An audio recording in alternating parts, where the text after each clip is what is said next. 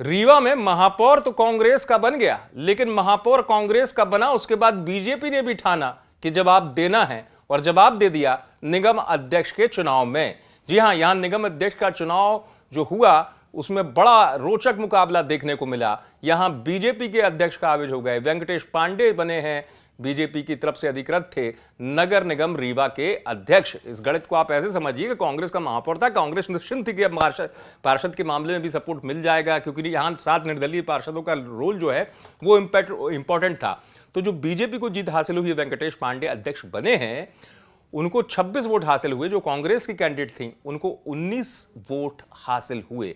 और इस पूरे समीकरण में हुआ यह कि जो 7 निर्दलीय पार्षद थे उन्होंने पहले ही बीजेपी को साथ दे दिया, बीजेपी के साथ जुड़ गए, और जो एक थे वो ना बीजेपी में गए ना कांग्रेस में गए, ज्वाइन किसी को नहीं किया, वोट बीजेपी को दे दिया। और इस तरीके से नगर निगम अध्यक्ष जो है रीवा में वो बीजेपी का बन गया। जो अध्यक्ष बने वेंकटेश पांडे, वो कह रहे हैं कि हमने कोई जोड़ तोड़ नहीं की है। कांग्रेस गलत आरोप लगा रही है हम पर कि हमने कोई जोड़ तोड़ की है। सुनिए।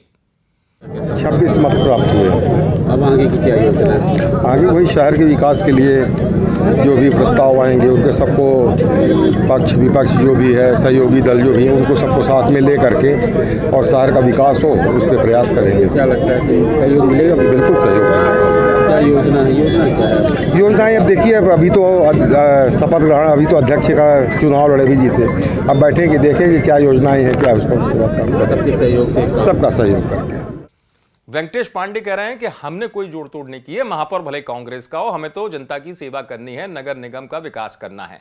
लेकिन अब सुनिए, अजय मिश्रा बाबा कांग्रेस के तरफ से जो महापौर का चुनाव लड़े, जीते भी, महापौर बने रीवा के, उनका यह कहना है कि जोड़ तोड़ की गई, पार्षद गायब हो गए थे, पार्षदों को ले जाया गया और इस वजह से बीजेपी जीती है। सुनिए। देखिए, भारतीय जनता पार्टी का जो चरित्र है, मैं शुरू से बता रहा था कि सारे पार्षदों को कांग्रेस पार्टी के लोगों के भय से, कि उनको ऐसा लग रहा था कि कांग्रेस पार्टी वोट खरीदेगी, जबकि सारे वोटरों को इन्होंने धन बल के दबाव में, प्रशासनिक दबाव में, ये जानबूझ के इन्हें यहाँ से बाहर ले गए और कल रात को ये ले आए और समदरिया होटल में रुकाया और वहाँ से जैसे अपहृत लोगों को छोड़ा जाता है, जेल से कैदी छोड़े जाते हैं, उस तरह से ले आकर कलेक्ट्रेट परिसर में छोड़ा।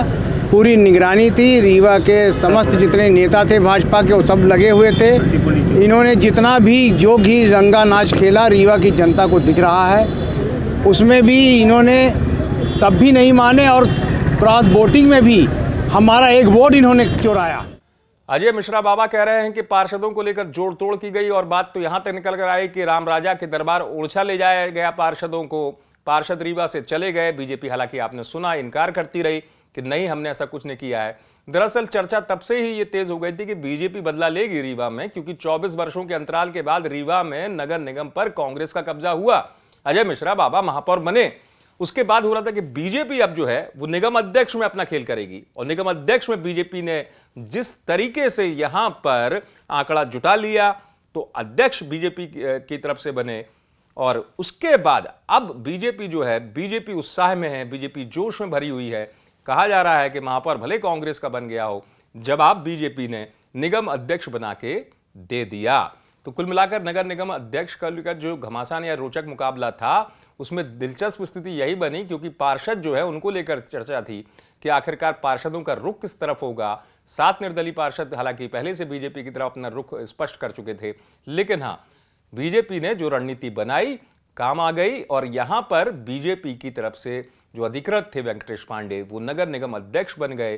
कांग्रेस अब आरोप लगा रही है, कांग्रेस यही कह रही है कि जोड़ तोड़ की गई, पार्षदों को बहाल ले जाया गया, इस वजह से कांग्रेस का अध्यक्ष नहीं बना। लेकिन हाँ, बीजेपी ने जरूर जवाब दिया। रीवा से आप तक ये खबर पहुंचाए विजय कुमार ने। आप देखते रहे अभी तक।